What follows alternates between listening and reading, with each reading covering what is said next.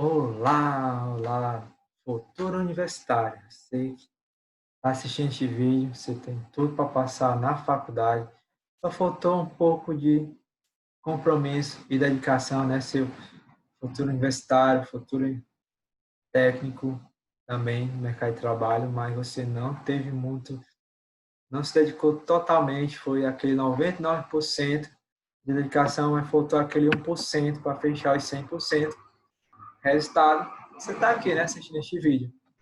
Vídeo da aula de recuperação do segundo período, ok? Como é que vai funcionar a recuperação de biologia do segundo período? Duas fases. Primeira fase, o trabalho de recuperação, com a atividade de 10 questões. Segunda fase, uma prova de 5 questões, ok? Primeiro, o trabalho, você vai ter até o dia 25 para fazer. Aí você primeiro assiste a aula, vê o slide, faz as anotações, responde as atividades com calma, tudo bem, com tranquilidade. Qualquer dúvida, entre em contato comigo lá no WhatsApp, não se preocupe, estarei à disposição. Mas o importante é você aprender. O que é que você precisa aprender do segundo período? Que você não conseguiu e é algo importante. Evolução. Saber as 3 principais teorias da evolução. Isso era algo muito importante.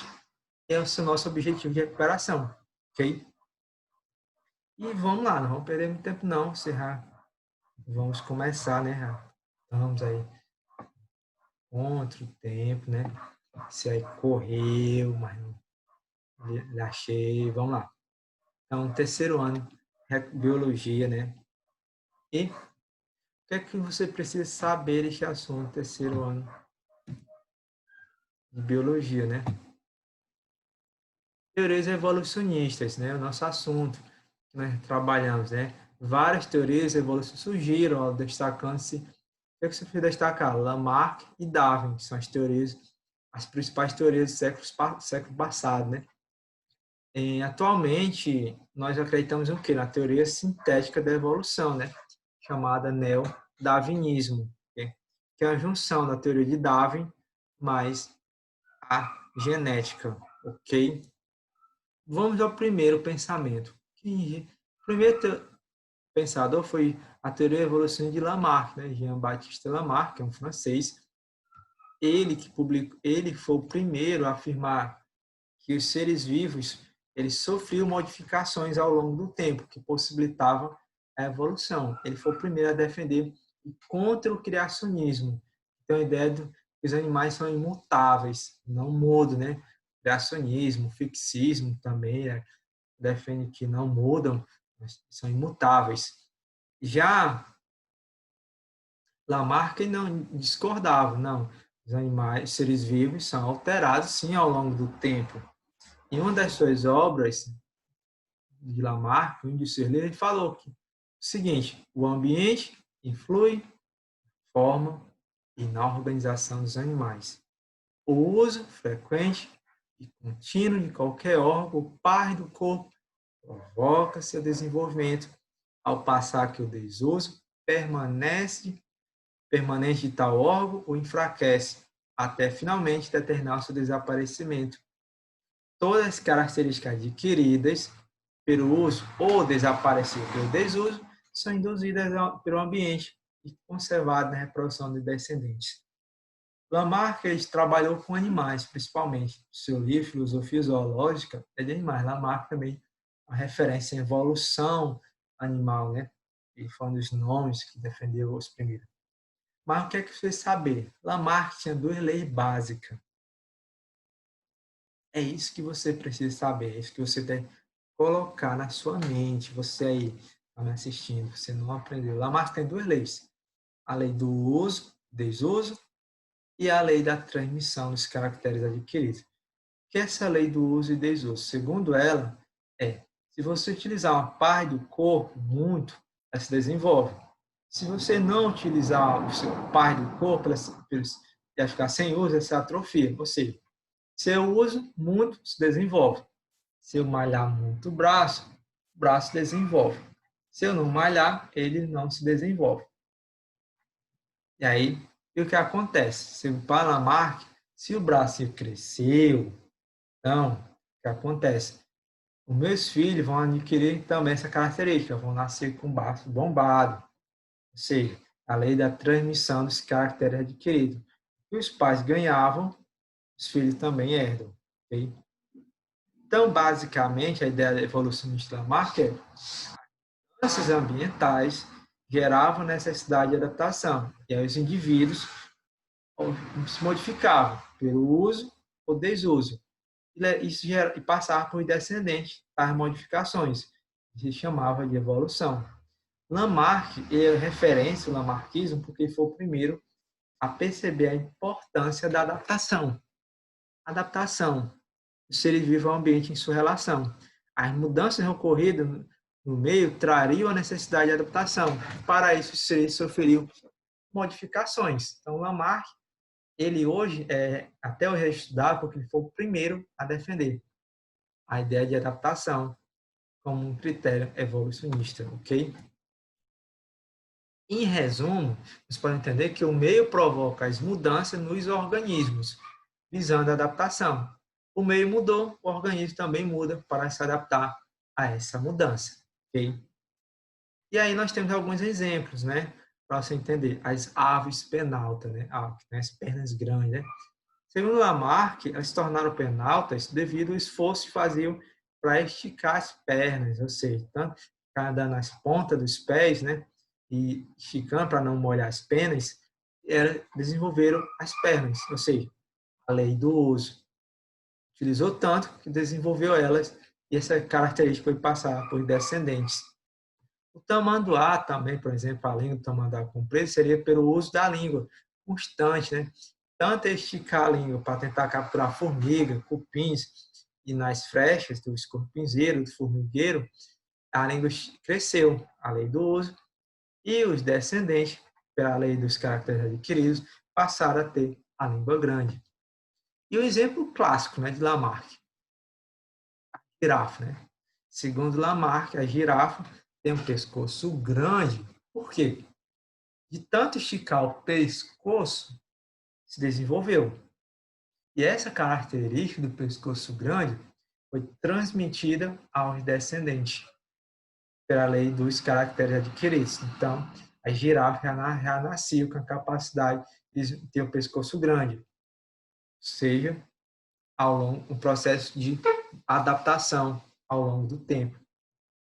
Mas aí nós percebemos algo interessante quando olhamos o pensamento de Lamarck. Ali na Ásia nós temos algumas curiosidades, algumas coisas estranhas na Ásia. Lá na República da Birmânia, né, ali no sudoeste da Ásia, sudoeste asiático, tem umas coisas estranhas. Na Birmânia é comum que quando as mulheres de pescoço grande são consideradas belas. Costumes tribais, regionais lá da região, né? E aí, as crianças, a partir de 5 anos, começam a ganhar o seu primeiro anel no pescoço. E a cada ano que passa, ela vai ganhando o anel, que vai forçando o pescoço a ser esticado ao longo das gerações. Só que aí você percebe que há uma falha na lei de Lamarck.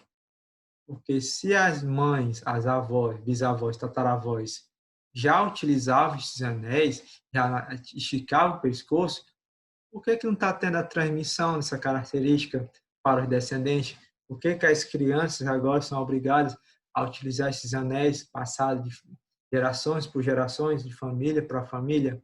E aí nós percebemos que há algumas falhas no pensamento de Lamarck. Porque Lamarck, quando ele diz, certo, mudanças ambientais ocorrem, certo, geram nova necessidade? Sim. Gera novos hábitos de vida? Correto.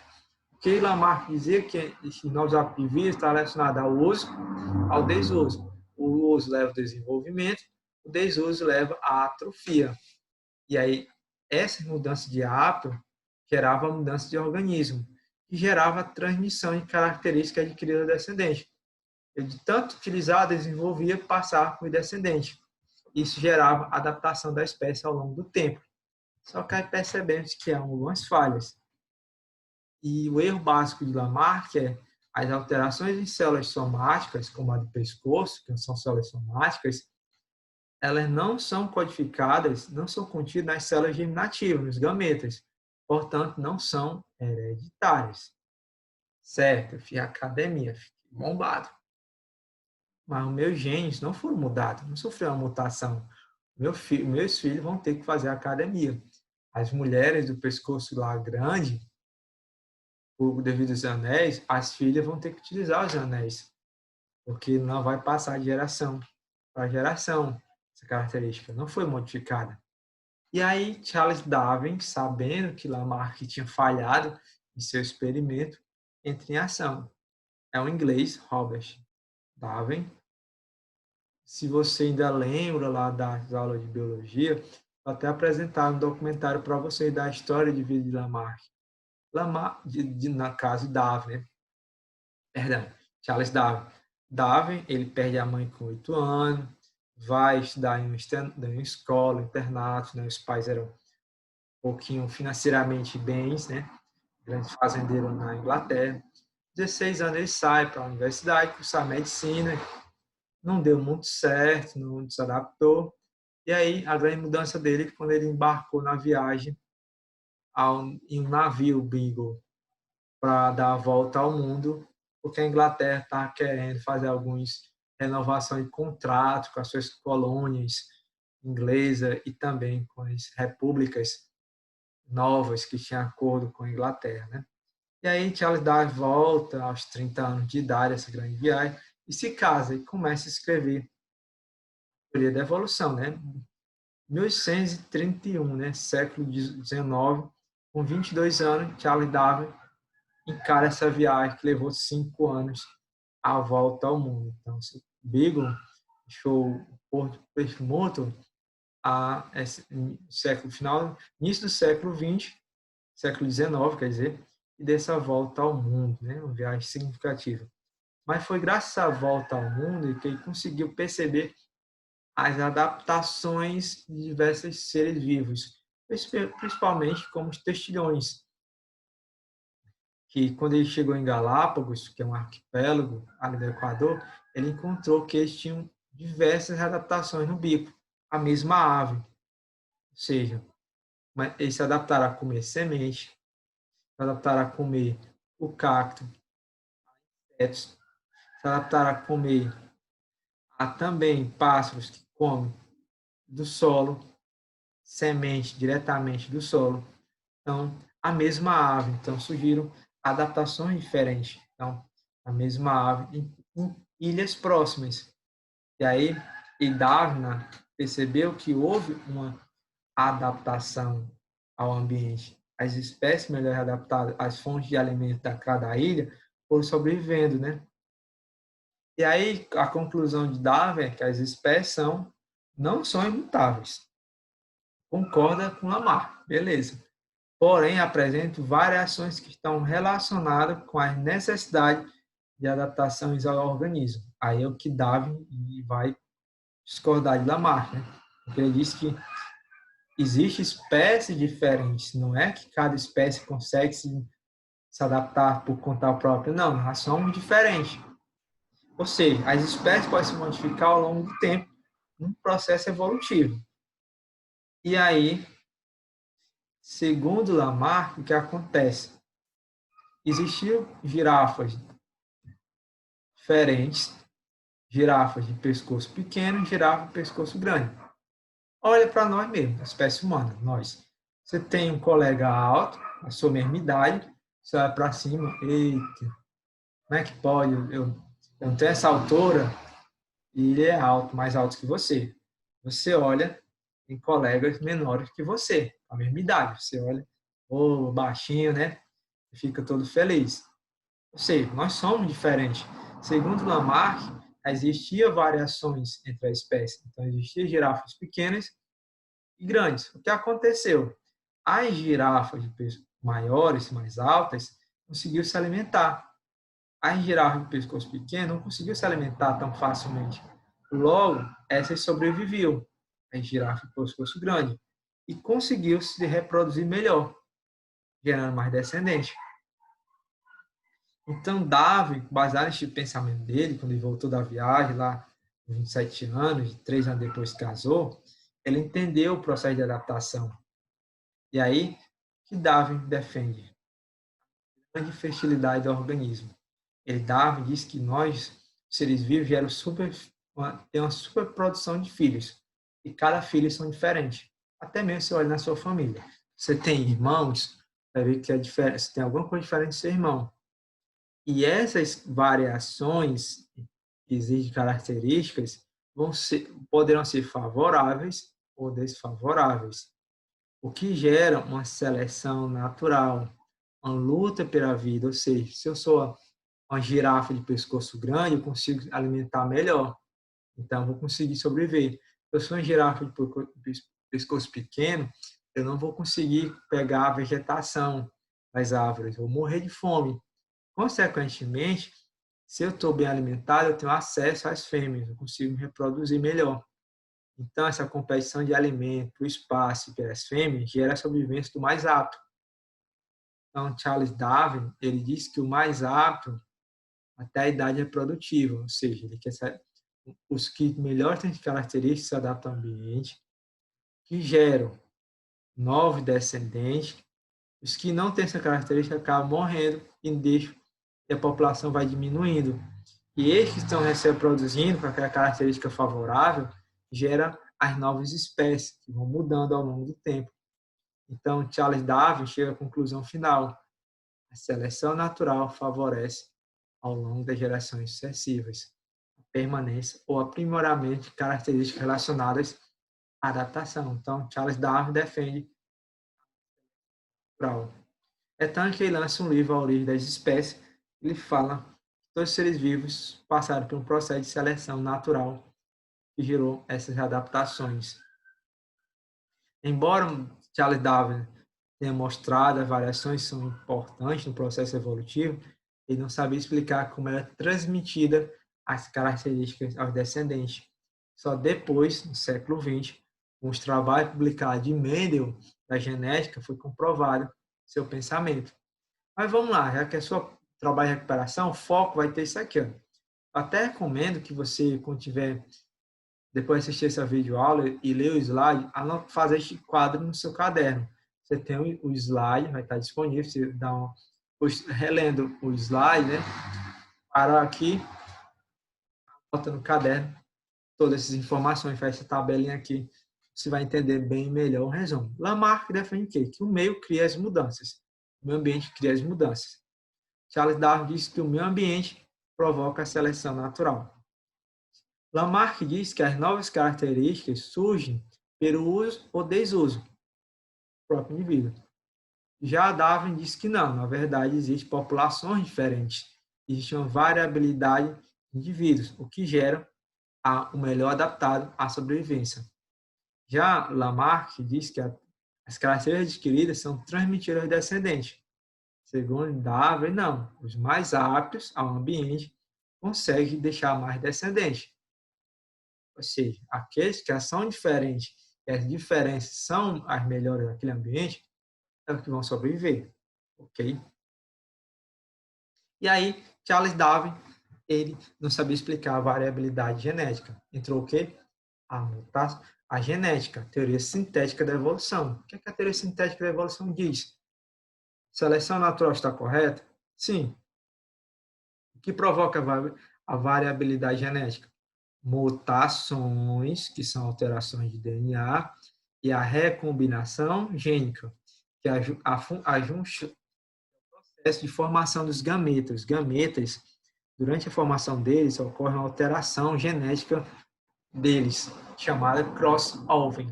E aí, quando a combinação do pai e da mãe e o pai gera um gameta diferente.